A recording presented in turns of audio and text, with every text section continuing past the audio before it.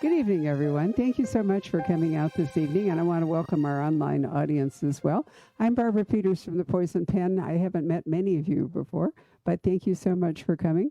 We do a really spiffy newsletter, so if you have a good time tonight, you might want to sign up at the front desk, and then we will write to you on a regular basis. And we probably do, 5 events a week? So there's usually an opportunity to see an author do something fun. At least once a week, right? But tonight we have two very special guests who've never been here before. So I'd like to meet Kathryn Lasky, who's immediately on my right in her fancy jacket. I dressed for Santa Fe, I want you to see, or for Abiquiu, right? Yeah, I did, right. And over there is Anna Reyes, and this is her first book, The House in the Pines. And we always try to go a little bit farther for debut authors because you never know which one of them is going to turn into a stellar author. And I often point out to people that I fought with a publisher to get Delia Owens here because they weren't wanting to tour her, but I convinced them that we could sell enough books to get her here. There were me and one other person came. The book has been on a bestseller list for how many years now? So you never know. And if you don't come when a debut author comes, you never can say, I was there. You just can't do it. So I encourage you to do that. Anna's book is also the Reese Witherspoon January Book of the Month, right? So congratulations on that. It's very exciting. But I'm going to start with Kathryn. I'm going to do this alphabetically because that seems fair. So we're going to start with Kathryn. Lasky comes before Reyes, right? And I absolutely love her book called Light on Bone. I thought I knew a lot about Georgia O'Keeffe.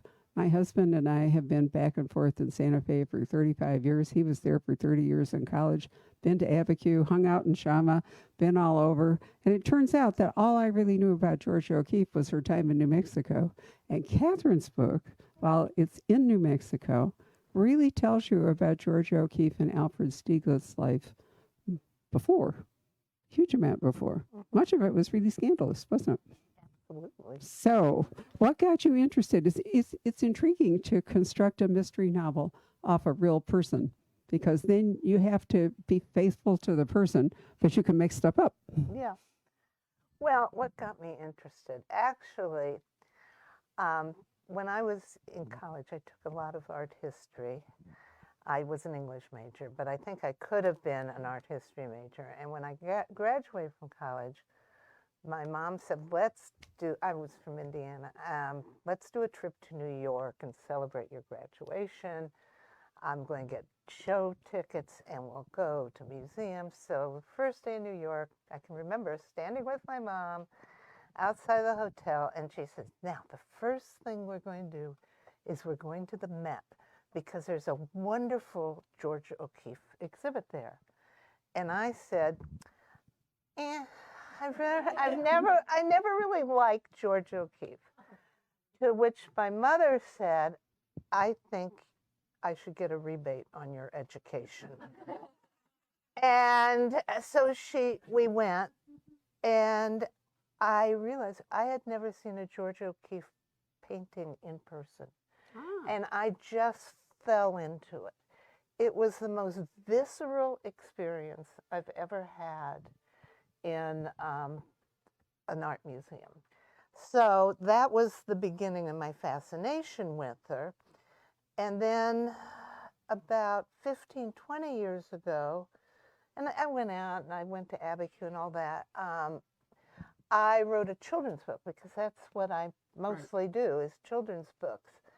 And I had an idea for a children's book. It was just a picture book. Picture books are really short. They have about maybe 1,000 words at the most. And I thought, I just want to do a day in the life of Georgia O'Keeffe because I'd read a lot about her. I knew she got up at dawn. She'd go up to the rooftop, watch the sunrise, come down, have a cup of tea, and then she'd walk out in the desert to maybe paint, or she'd go later in her Model A Ford where she had a whole little art studio set up in the back so she could paint during the hottest time of the day if she wanted to. So I loved her day. I just loved it. I love what she ate. I did the first research was then. And then I thought, I think she'd make a great amateur sleuth because she's looking at the world differently from, a police detective or anything like that. So that's sort of how it began. And it was just so much fun to research. Well, it really, it's very exciting to read it. It feels, in many ways, like a gossip sheet or something. 'Cause Stieglitz was, he was a bounder. He was a great photographer and all the rest of it. But he would have been hell to be married to. Oh, yes. I mean, and one of the things I started really researching her, and well, first of all, I've always loved historical fiction. I've written a lot of it for kids, and I thought the 1930s. Well, the 1930s has always been a favorite historical period for me. I mean, I found it fascinating because of what was going on in the world. But for Georgia, a lot of things had happened to her around that time. And she and Stieglitz, he was having a very public affair with a woman. And he had also forced Georgia into having an abortion several years before, which she was against, but she succumbed. And she also that same year, not as the abortion, but 1933, 34, she started thinking about that a lot. And, he's having this affair. And then she got this commission. She won a contest, actually, to do a mural at Rockefeller Center in the ladies' room. And she had always wanted to do a mural. This was the era of sort of Diego Rivera and all of that. And he thought this was not a good idea at all because they weren't paying her enough. But she wanted to do it. And she went ahead and did it. But they hadn't prepared the wall right. And it started disintegrating on her mid-painting. And so she had very good reasons to have a nervous breakdown. She was really regretting the abortion. She was horrified by this affair her husband was having, and then this. And so she actually was put in a mental ward, a doctor's hospital, for 3 months in New York. And when she came out, she decided to go to New Mexico. And it was a healing experience for her. And you know what? People have been doing that ever since. If you spend any time in Santa Fe, you are constantly meeting people, excuse me, who have come from somewhere else in order to heal. So it's a big industry in Santa Fe for sure. I don't know what's happened to my voice. Excuse me. Anyway, let's leave it there for a minute and let's go over here and talk to Anna. We'll go back and forth. So, Anna, one of the reasons I was so entranced with your book is that I think you had a truly original idea. I don't run into them all that often. I mean, it's wonderful the way people treat. And a feature, in fact, that of crime fiction is to do new things with established tropes and established structures. But you really winged it out there. I love that. There were a number of debuts out this month, and I picked Anna's because the originality was the deciding factor. I love it. So what gave you, we can't talk about it, unfortunately, or we'll ruin the whole book, but what prompted you to write? Let's start with, why did you decide to write a mystery as opposed to any other kind of fiction? Well, I had a mystery. Is this working? I think so. I had a mystery at the heart of the book from the start. It was always about this house, and I won't say what about this house, but this house was always there. It always had this, there's something very specific about it that kind of constitutes the twist.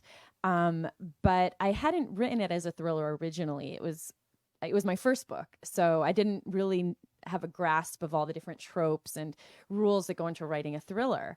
But as time went on and I revised it and redrafted it and went through multiple drafts, it became more and more of a thriller. And what I love about writing thrillers is there's a set of rules that anybody can draw from, of tools, the red herring, the ticking clock, foreshadowing. There's all these very specific things that you can use to turn your story into a thriller. And I think that's kind of what I did. It wasn't always a thriller, but it became that over the course of drafting.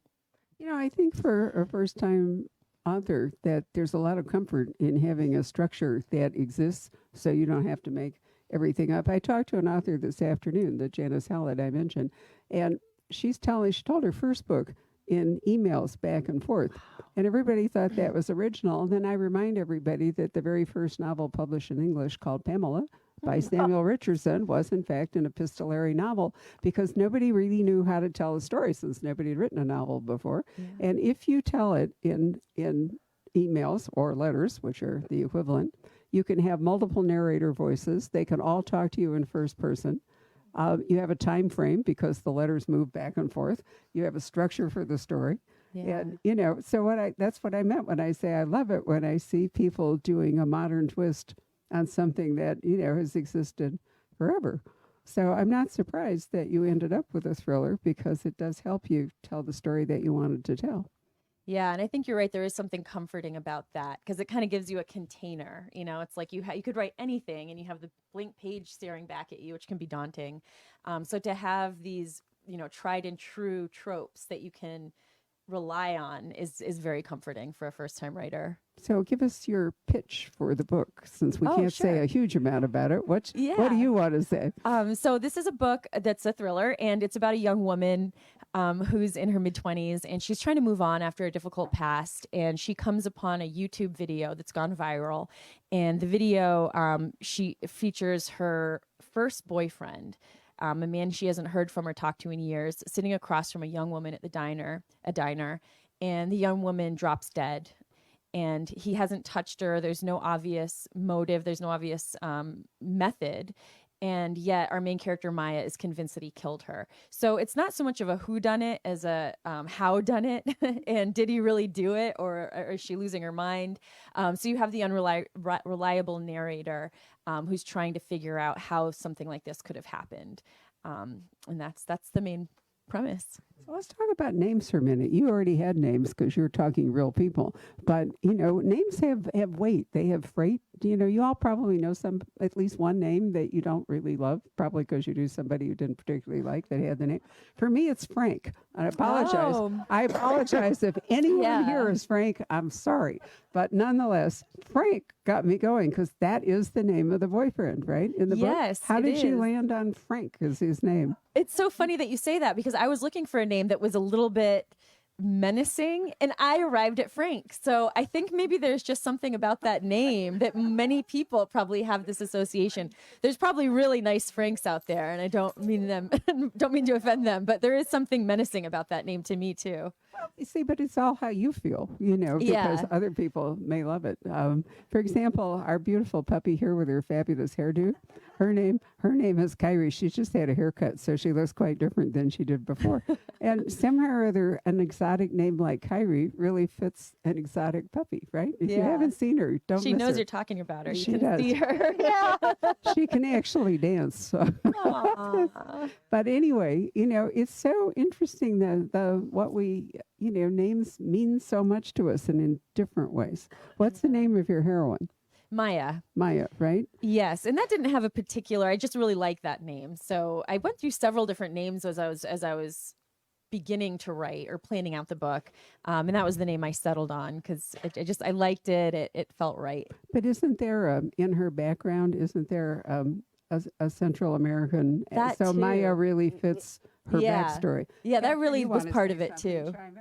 No, I was just saying, I love how you do the Central American background stuff and wove it in. Yeah. Thank you. Yeah, Maya definitely was part of that too. So yeah, thanks for pointing that out. Notice that we're talking all around the plot, because if we talk about it, we'll ruin it for you. But that's how these events go. All right, I'm going to come back to Georgia, because let's first say, why did you call it Light on Bone? Because there's a wonderful explanation in the book for the title. And I think, and I've read this from several reviews of Kathryn's book, that only an artist could actually have written Light on Bone. it takes an artist's eye and an artist's sensitivity to do the gorgeous landscape writing. Because one of the things about this book that just is mind blowing is the way she writes about northern New Mexico. I mean, it is truly beautiful. Oh, thank you. How did I? Well, first of all, I always have a terrible time with titles, and my husband over here usually thinks them up for me. Yeah, yeah. I have to blame you, right? But yeah, this is a great title. But He writes the book. I can come up with a title. That's easy. But on this one, I came up with it right off the bat. Before I'd written a word.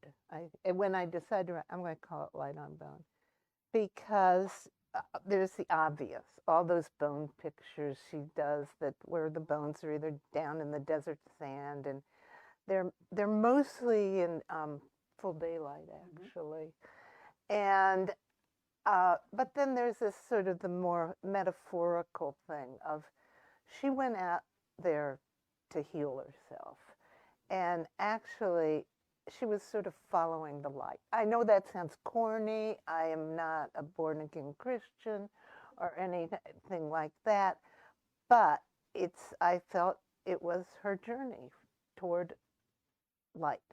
And I guess that's why I chose it. But it is interesting because she and her husband Stiglitz used to always go to, what is it?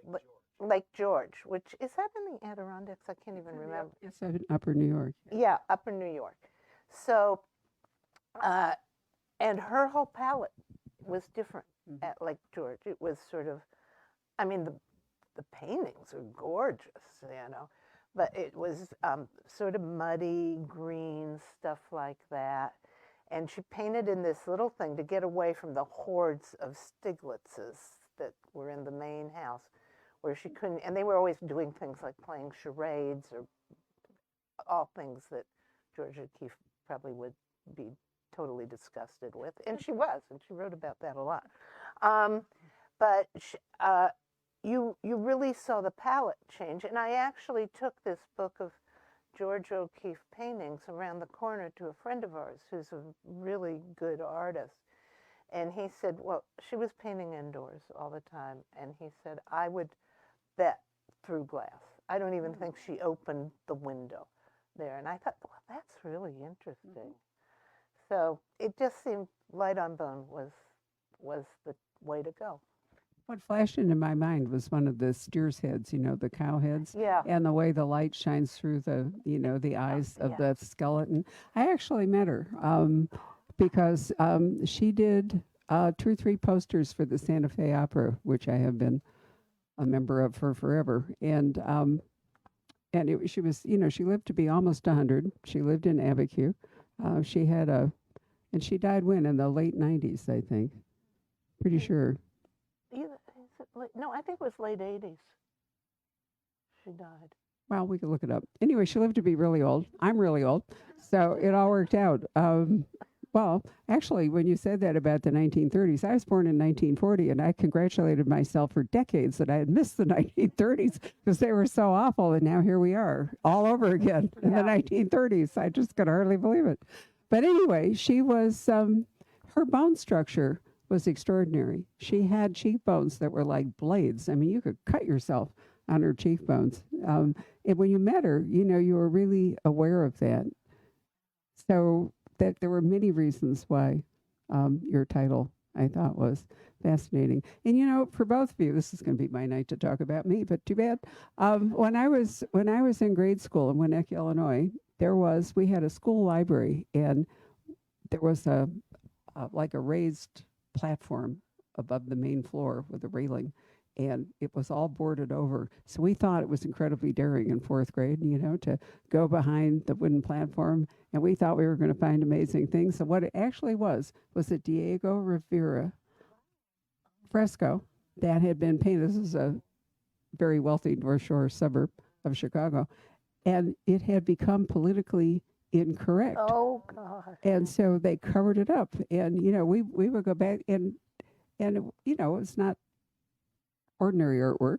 So, here we were, these little kids running back and forth, looking up at the Diego River and wondering. I didn't know for years afterward who he was or why it was there or anything, but it always made kind of a impression on me. Oh, well, that's so neat. It is, right. So let's go back to you and talk about Guatemala. Or no, is it Guatemala? Guatemala, It is. yeah. Okay, right country. All right, good. Yeah. So my main character is half Guatemalan, as am I. So it felt very natural to write about her sort of relationship to Guatemala because she knows less about her that side of her culture than I do. But I could really relate to her desire to know more and to go to Guatemala, but to have these stories that she's been told about the Civil War and the danger that's there, and the danger that's there now as a result of the aftermath of the Civil War. So my character was sort of discouraged from going to Guatemala. She grew up hearing about it. She had this idea of it in her mind. But when she went there, it was not what she had expected. It's never, when you go to a place that you've imagined, it never really matches up with your expectations.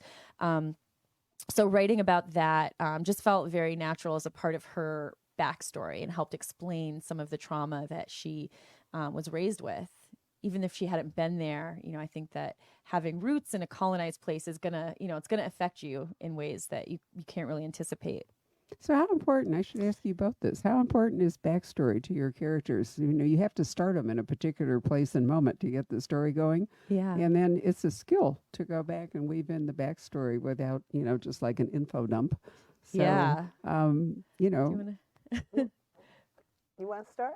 Sure, I'll start. Although I know you have a lot more experience with this. Is something I learned as I was writing the first book was to like you're saying, not do an information dump, Yeah. but to find a way to weave it in so that it feels natural, and also to think about what does the reader need to know and when. So if there's a piece of backstory that you really want to get in there, but it doesn't make sense in chapter 1, 2, or 3, to just trust the reader knows as much as they need to know, and to wait to the point when it becomes important to the story, but to not try to rush it. Just get it in when you need it. And that takes a lot of trial and error. So I'm still learning that. And I think that's a big part of a writer's journey, is figuring out how to do that with grace. Yeah, I agree. I mean, I write so many drafts of a book, and I try to keep that in mind in the beginning drafts about backstory. But it's something you get a feel for. So I'm on draft 10 now of a new book, and there'll be at least 10 more drafts. But it's in those subsequent drafts that I start unearthing the backstory. Because especially I find it particularly good when you want to deepen a moment emotionally. And let's see, there's one I can think of in the George O'Keeffe. I did so much research, and I read a lot of her letters. And there was this one thing she said that was so beautiful. She came from originally Sun Prairie, Wisconsin.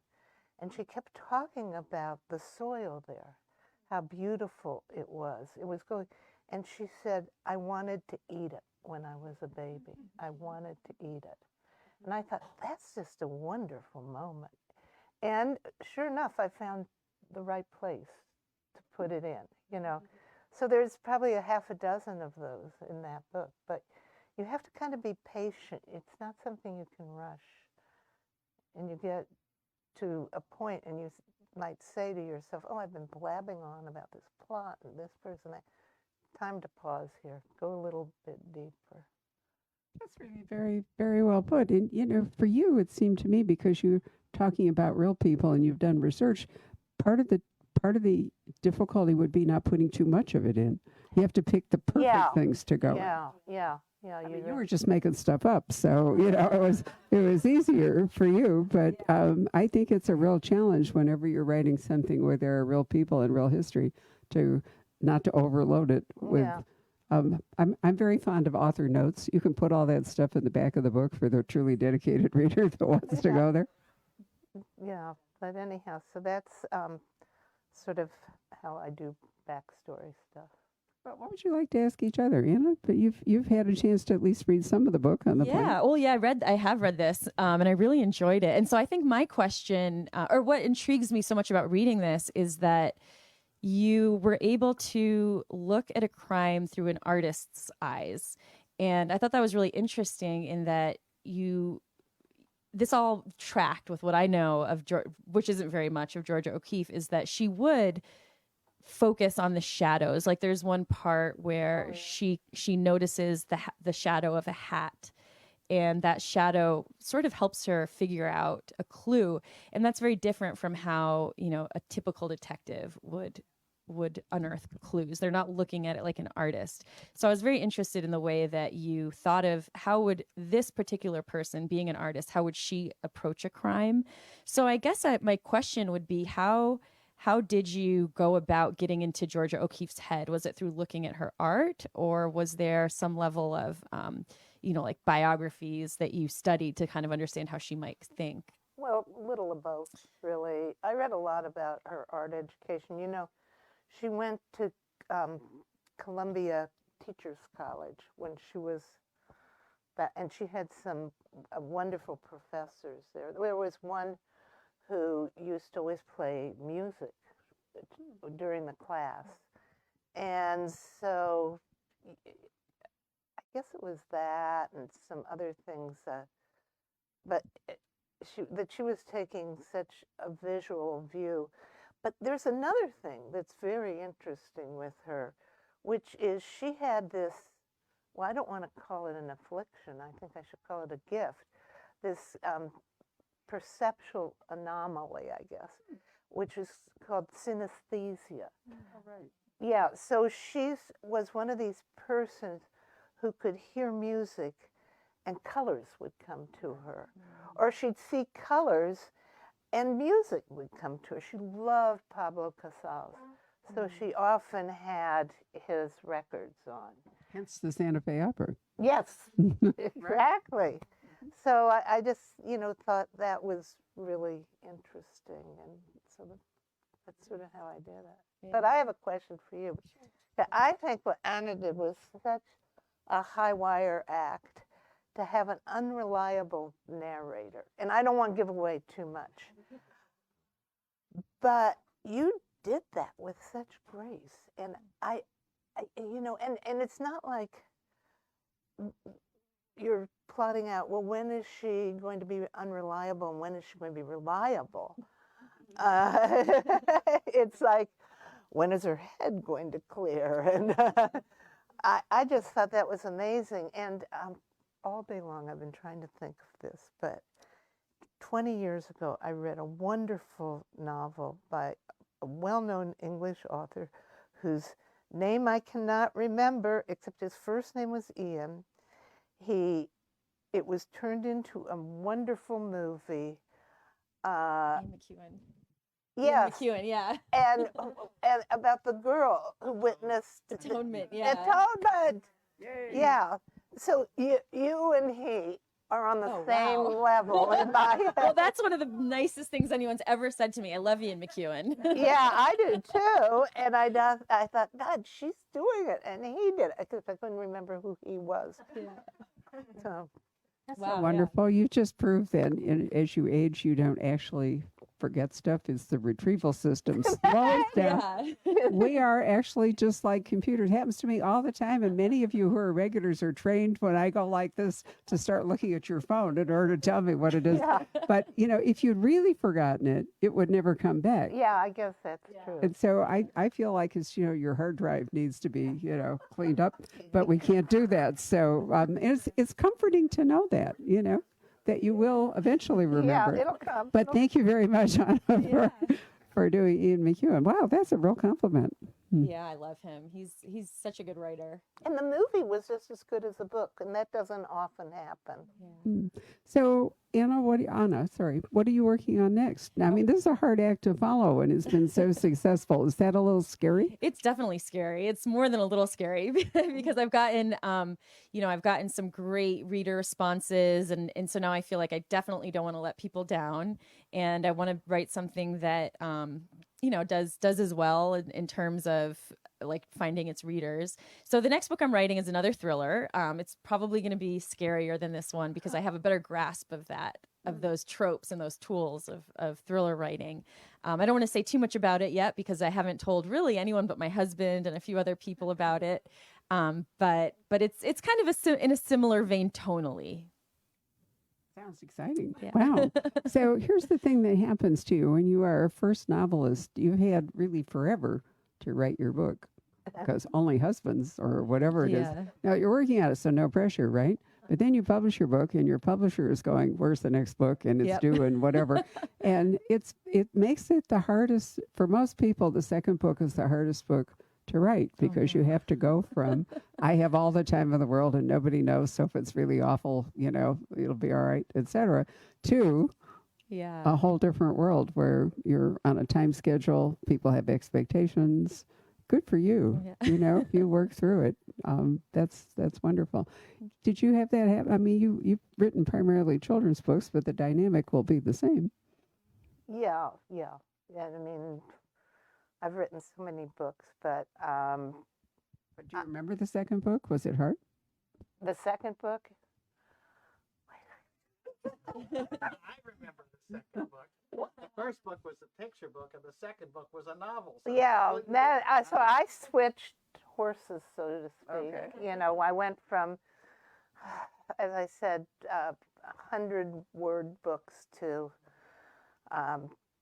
50,000 word books for middle grade. So, and that was hard. I thought, hey, I can't put in pictures here. I have to write the pictures. And so, You'll be pleased to know that there are actually some new adult thrillers coming out where pictures are part of the story. really?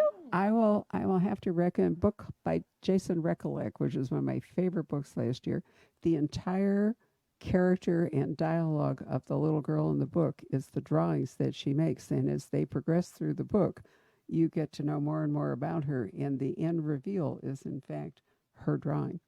But they're very childlike drawings. I mean, they're not, Oh, wow. it's fabulous. I've just love that book. And I'm hoping. Hidden Pictures? Huh? Hidden Pictures? Is Yes, that, thank you very much. That is it. Their dialogue is, see, I just had a moment where I couldn't remember the title. Anna, once again, saves the day. It is called Hidden Pictures, and everyone else has talks through the book in regular prose and all, but this little girl, that's how you get to know her. So there's hope for you. You may be able to sort of combine. But what- I don't draw. Did he do the drawings? I don't know. It's a really good question. I think he probably did, but believe me, you could draw them. They're almost like, Talk about the children's drawings. yeah, they're almost like stick Well, figures, aren't they? Did you read the book?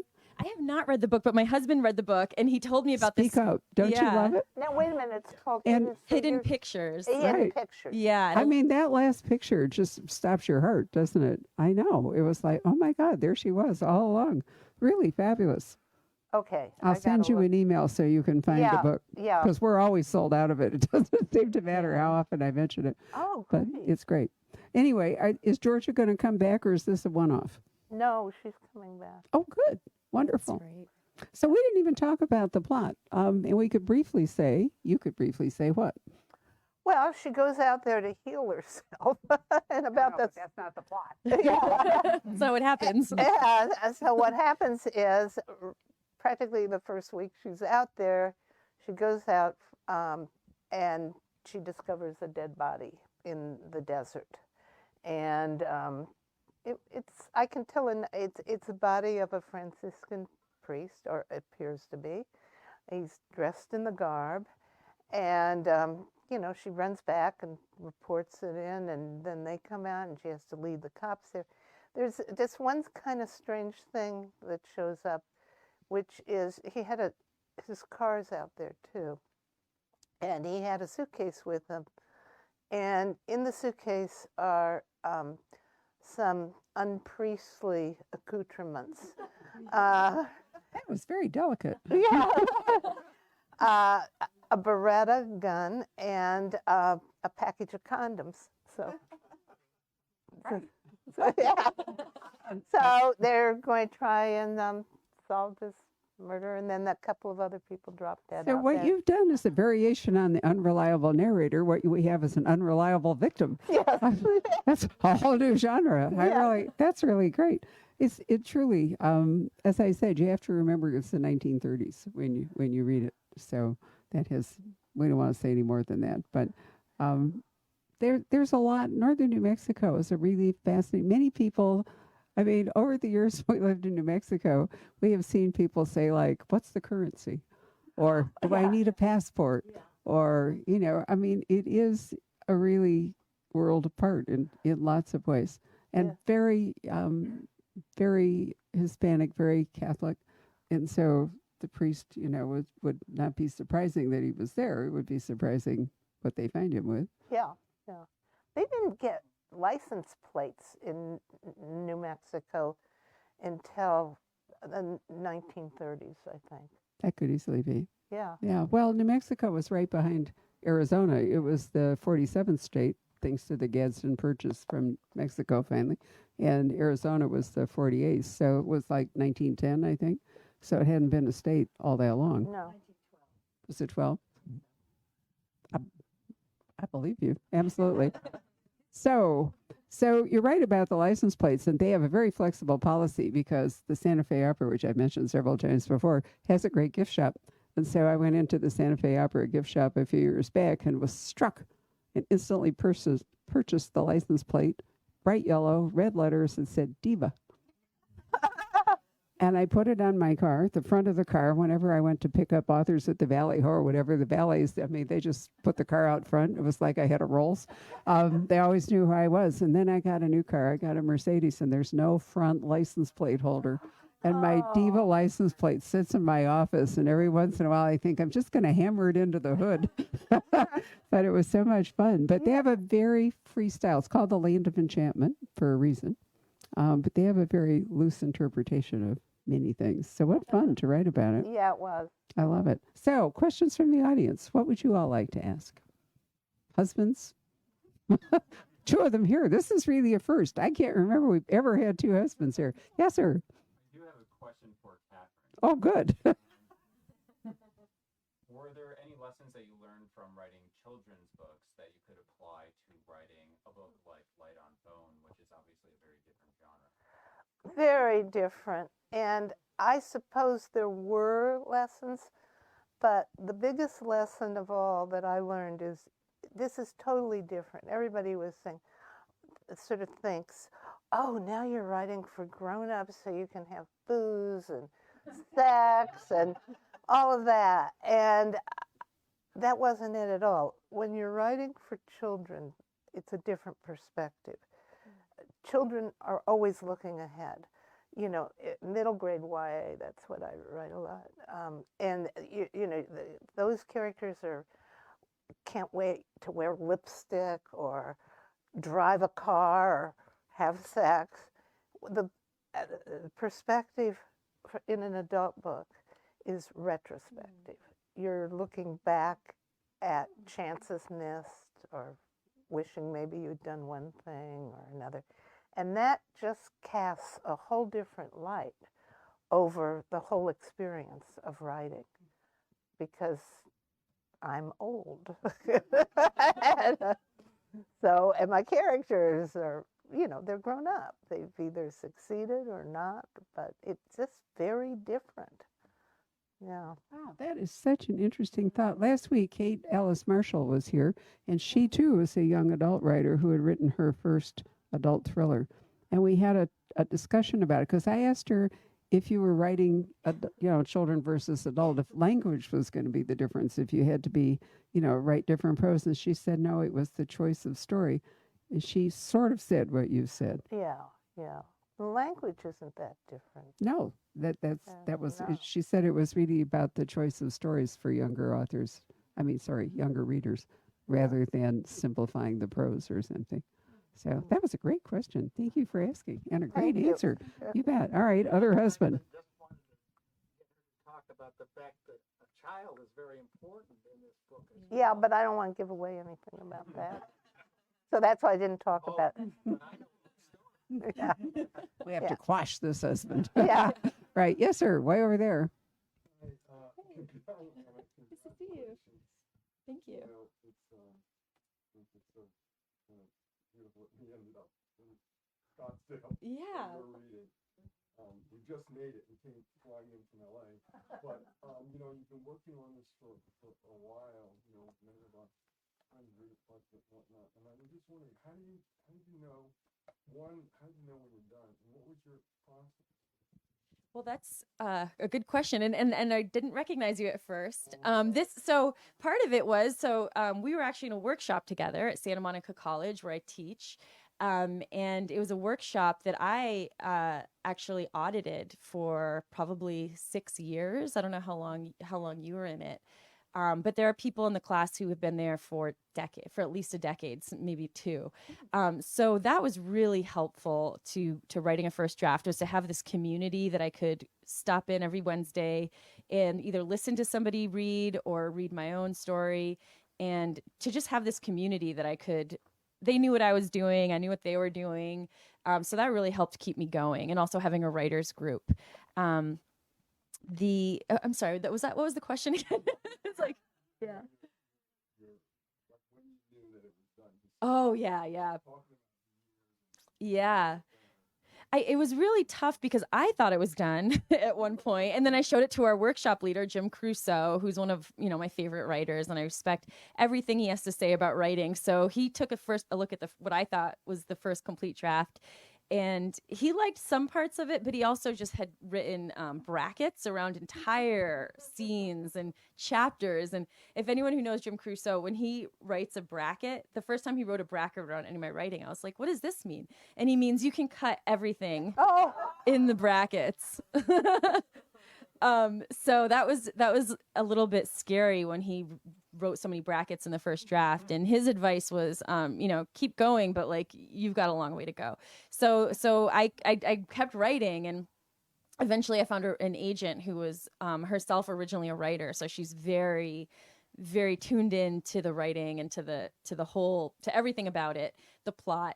And she also said, I like what you've got here. You've got a good sort of central mystery, but I think you should start again. So I then spent almost 2 years working with her off and on, because it was a little bit discouraging at first. I took some time off, but off and on, I spent almost 2 years with her working on that. And then we sold it. And even then there was more to be done. So today, if I pick it up, I can still find things that I wish I could change. So I don't really know if you're ever done. It's only when they tell you can't make another change that you're done. But if it was up to me, I'd still be editing. You have a lot in common with Jeffrey Deaver. Some of you who've been here many times will remember this, but Jeffrey actually stood here one day when somebody asked him that same question, and he said if they would let him, he would hang by his heels from a trapeze over the press while it was running and continue to edit his book. Yeah. So, many authors don't ever go back and read their earlier books because, as you say, they want to fix them. Does that happen to you? No, because you've already written 20 revisions. So Yeah, I just don't go back and read my books. I guess maybe there is a fear that I'll find something that I won't like or shouldn't have done. But when I'm done, I'm done. Yeah, but theoretically, as every book you write, you advance slightly, in Yeah. your craft. And so, if you go back to the very beginning, it's not going to be as skilled as later. Yeah. Yeah, probably. So, good point. But I haven't come back. Yeah. Title. Well, here's the thing, because I've edited, I don't remember how many hundreds of books before we sold Poison Pen Press. And there are two things that an editor is always looking for, because a writer is writing over a period of time. And, you start and you stop and you start and you stop. So the first thing you look for are the repetitions, those things that you've already said as this is an editor, because if you read it all at once, it's a lot easier to see that. Yeah. So, most people understand that there's stuff that needs to be cut out.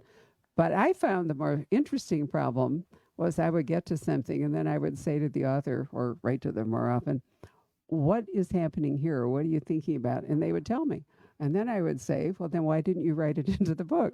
Because what happened is it was in the author's head, but it didn't make it on the page. So it's a push me, pull you. Part of it is taking out stuff that doesn't need to be there, but some of it is, deepening, amplifying, or, adding in stuff that will improve the book. Is that what goes on with you when you are constantly doing drafts, and that's kind of that process? Yeah. What you take out and then what you put in? Yeah, yeah. And so I'm on this draft 10 now. And I've just, it's good to take a few days away from it. And then I think, back there in that chapter when that thing happens, I need to cut that off. And it's a perfect place to go a little bit deeper and find, what I found, like when I said the thing in a George O'Keeffe letter where she said I could have eaten that dirt.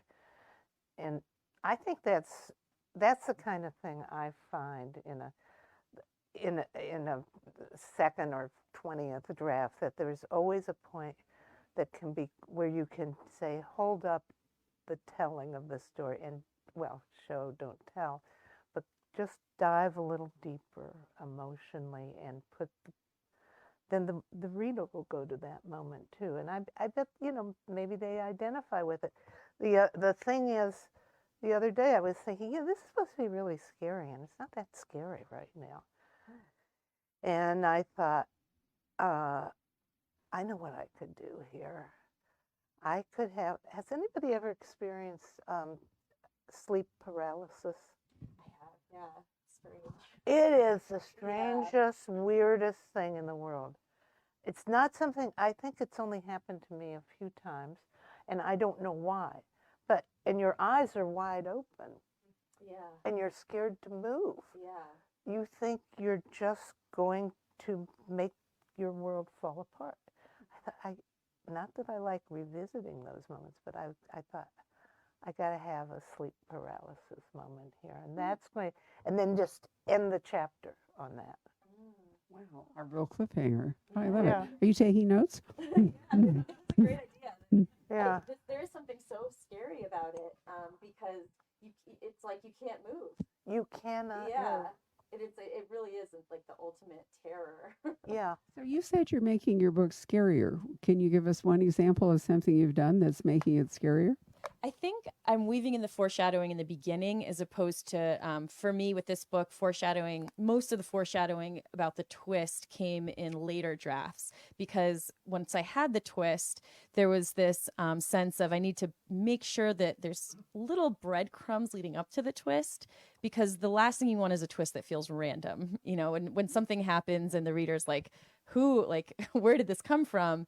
That's not satisfying. So part of my drafting process was shading in little moments building up to the twist that would sort of allow the reader to look back and say, okay, the pieces were in place for that to happen from the beginning.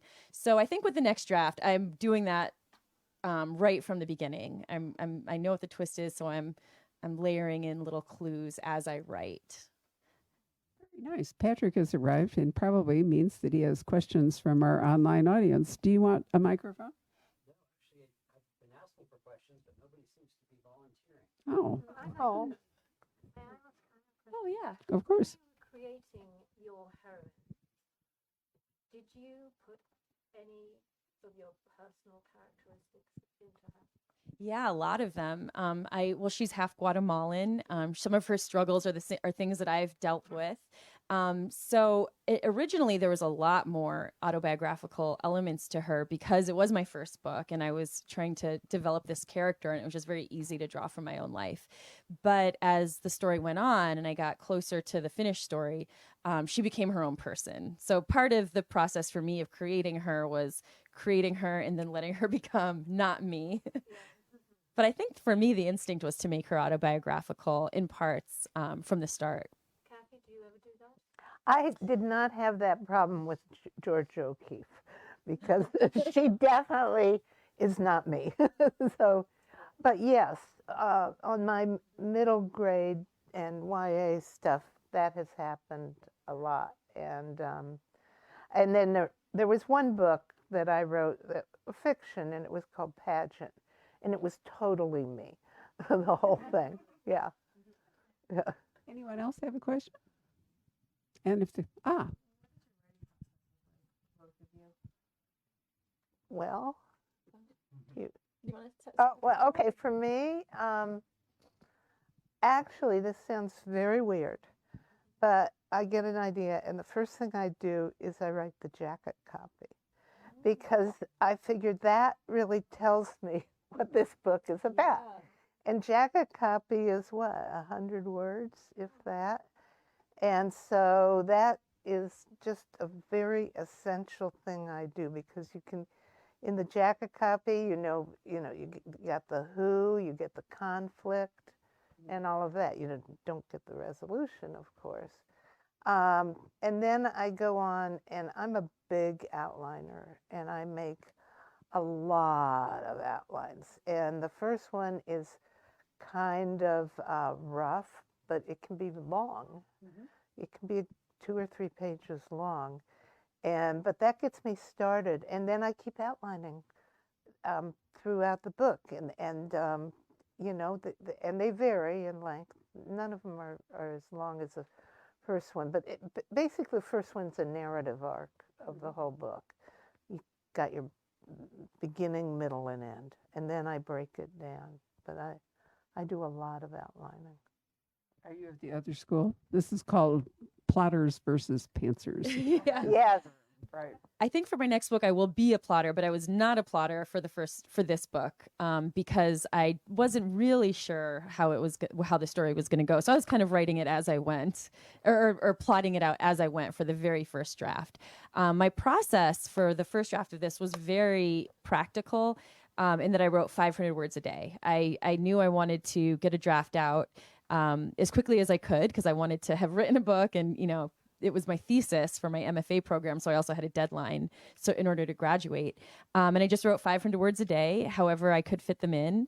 And that was how I managed to get down the whole first draft. But I think for the next book, I'm going to be outlining and doing a lot of, I love this book jacket idea. I might take that and do that myself, because I think that's really smart.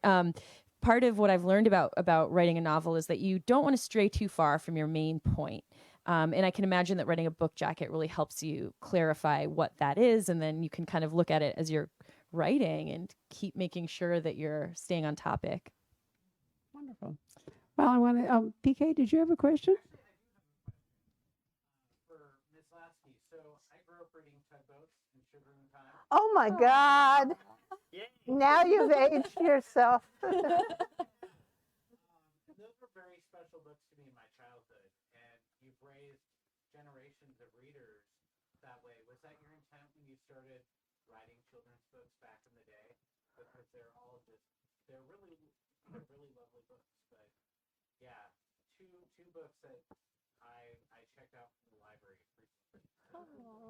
Whether that was my intent, I don't know. I just wanted to write a book about something, and I thought, well, that's kind of interesting. And usually they're, with the kids' books, because the first ones I wrote were picture books, I think I was visually stimulated to write a story, but then try to do it in a way that was very swift and not too detailed, but would really Would you catch. like to mention that your husband illustrated? Yes, my husband was the illustrator. Now you can do Jason Recollect Hidden Pictures Yeah. as a collaborative event. Right. The ones that you did. Yeah. Wow, But great, thank you. great question, Pat. Pat started at the store when he was 16 years old as an intern. He's still here. Oh my word! I know, it's amazing. So Oh. we love having him. Well, I want to thank our online audience for joining us, and I really thank all of you who came out tonight for coming. Hello. We hope you're enjoying our programs and podcasts with authors. We'd like to expand them, and your help would be appreciated. Please make a donation at poisonedpenfoundation.org. 100% of the proceeds will go to help connect authors with readers in this difficult time. Thank you.